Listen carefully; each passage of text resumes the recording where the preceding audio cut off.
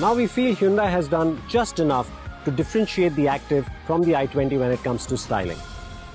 It gets a new front bumper, which looks more aggressive now. It's got these big large fog lamps, it's got a pseudo skid plate, and even the headlamps have been changed a bit.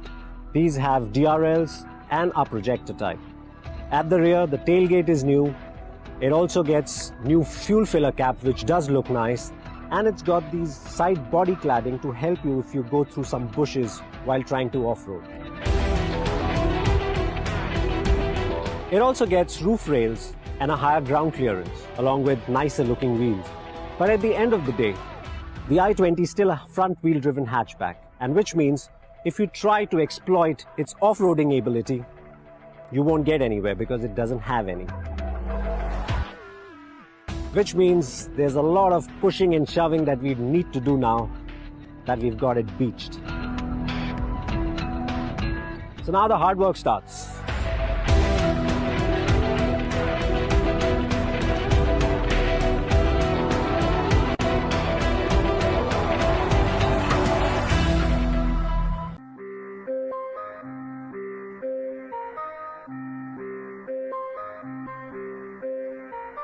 Now that we've told you what not to do with the Active, as in take it off-road, on the beach, on trails, let's now tell you how it is on the road.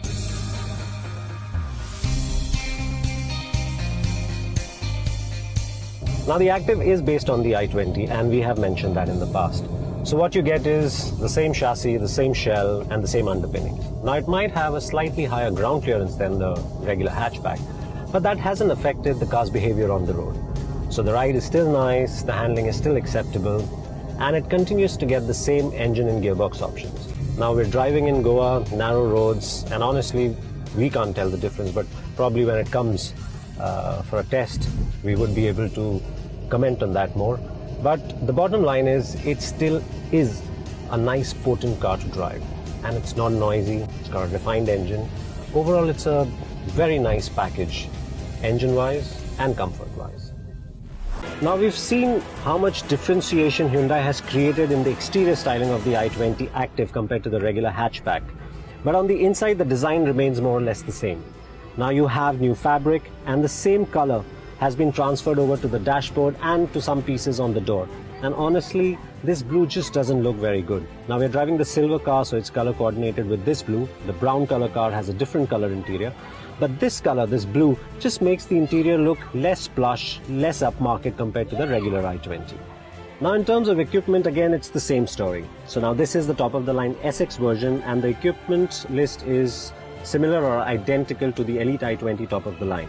So you have a multifunction steering wheel, you have Bluetooth connectivity, you have a stereo with internal memory, and you have a digital climate control system. It's a single zone one, just like on the Elite i20. And you get aux input and USB. And there's more. Automatic lights, ABS and airbags.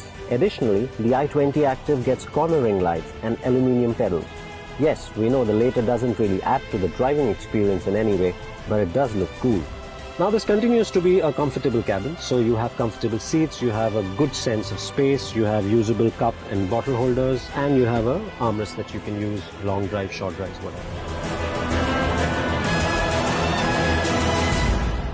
So the question is, should you buy this over the current crop of crosses already available in the market? We think so, yes. Should you buy it over the Elite i20? Well, on that count, we're not so sure.